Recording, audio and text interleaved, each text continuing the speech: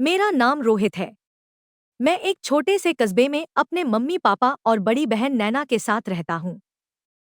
हमारी एक छोटी सी लेकिन बहुत प्यारी फैमिली है। मैं 10वीं कक्षा में पढ़ता हूँ और दीदी मुझसे करीब 6 साल बड़ी है।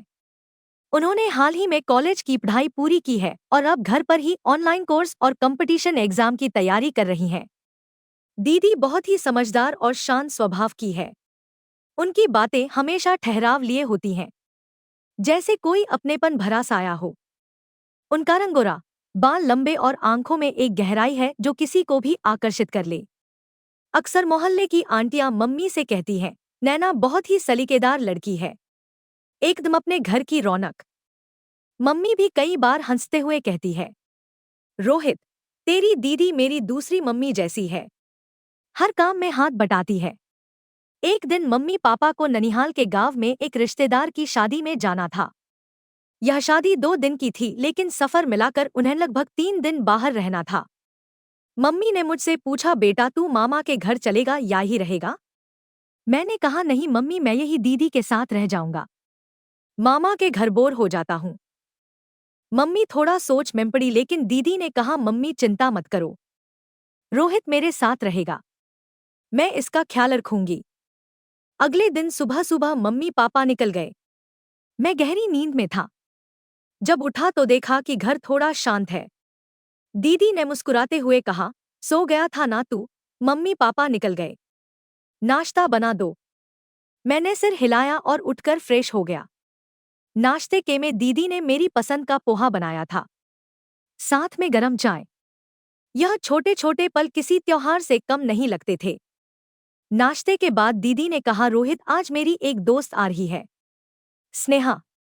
हम दोनों एक प्रोजेक्ट पर काम कर रहे हैं, तो हम पढ़ाई करेंगे, तुम हमें डिस्टर्ब मत करना, ठीक है?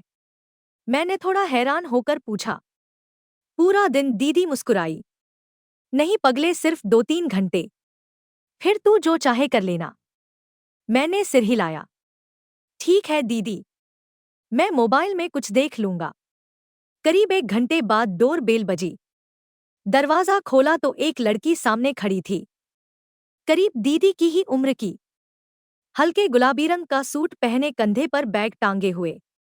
उसके चेहरे पर एक सादगी थी, लेकिन आंखों में चंचलता साफ दिख रही थी।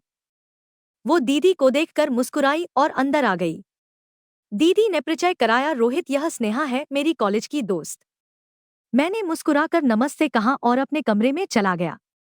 शुरुआत में मैं मोबाइल में लगा रहा। कुछ देर बाद नेट स्लो हो गया, कोई वीडियो ठीक से चल नहीं रहा था। टीवी ऑन किया पर उसमें भी कुछ खास नहीं आ रहा था। पूरा घर चुप सा लग रहा था। मेरी बोरियत बढ़ रही थी। तभी मेरे मन में एक जिज्ञासा हुई, आखिर दीदी और स्नेहा क्या कर रही होंगी? मैं धीरे धीरे उनके कमरे के पास गया। दरवाजा थोड़ा सा खुला हुआ था, अंदर से धीमी आवाजें आ रही थी, हंसी की, कुछ बातें करने की। मैंने ध्यान से सुना। वो दोनों किसी वीडियो को लेकर बात कर रही थी। थोड़ी हिम्मत करके मैंने हल्के से दरवाजा और खोला और अंदर झांका। दीदी और स्नेहा बेड पर बैठी थी और लैपटॉप पर कुछ देख रही थी। वो पढ़ाई नहीं थी, वो एक कॉमेडी वीडियो था जिसमें दोनों हंस रही थी। मैंने दरवाजे पर खड़े होकर कहा, दीदी आपने तो कहा था पढ़ाई करोगी। दीदी थोड़ी चौंकी लेकिन मुस्कुराई, अरे रोहित, पढ़ाई ही कर रहे थे, लेकिन एक छोटा सा ब्रेक ले लिया। स्नेहा बोली, ब्रेक लेना भी जरूरी होता है ना, तो पढ़ाई बोरिंग हो जाती है। मैंने हंसते हुए कहा, तो फिर मैं भी अंदर आ जाऊं? दीदी बोली, अभी नहीं, कुछ देर बाद, जब पढ़ाई पूरी हो जाएगी तब तुझे भी बुलाएंगे। मैं वापस अपने कमरे में आ गया, लेकिन अब बोरियत थोड़ी कम हो गई थी। मुझे एक चीज समझ में आ रही थी, दीदी और उनकी दोस्ती में बहुत सहजता और अपनापन था। कुछ देर बाद दरवाजे पर खटखटाहट हुई। स्नेहा थी। रोहित, ये लो मेरा मोबाइल, इसमें बहुत अच्छे गेम्स हैं, तुम खेल लो जब तक हम पढ़ लें। मैंने मुस्कुराकर मोबाइल लिया और कहा, थैंक यू दीदी। स्नेहा मुस्कुराई और वापस चली गई। मोबाइल में एक से बढ़कर एक गेम्स थे। मैं उसमें खो गया। कुछ घंटों बाद जब ध्यान गया तो शाम के 5 बज चुके थे। दीदी ने आवाज दी, रोहित चलो खाना खाते हैं। स्नेहा को भी भूख लग रही है। हम तीनों डाइनिंग टेबल पर बैठे। दीदी ने सब्जी रोटी बनाई थी। स्नेहा ने भी मदद की थी। खाना बहुत स्वादिष्ट था। खाने के दौरान स्नेहा ने मुझसे खूब बातें की, मेरी स्कूल, दोस्तों और गेम्स के बारे में।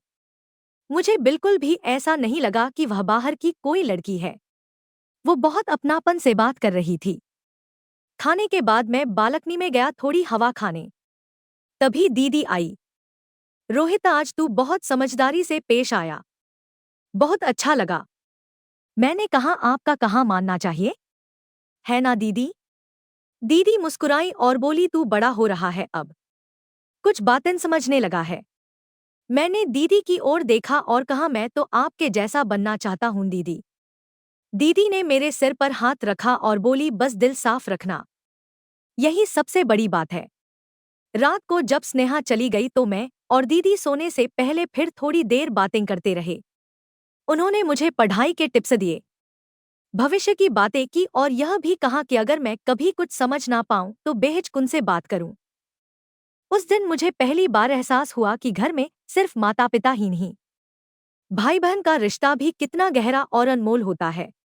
तो दोस्तों, यह थी मेरी कहानी।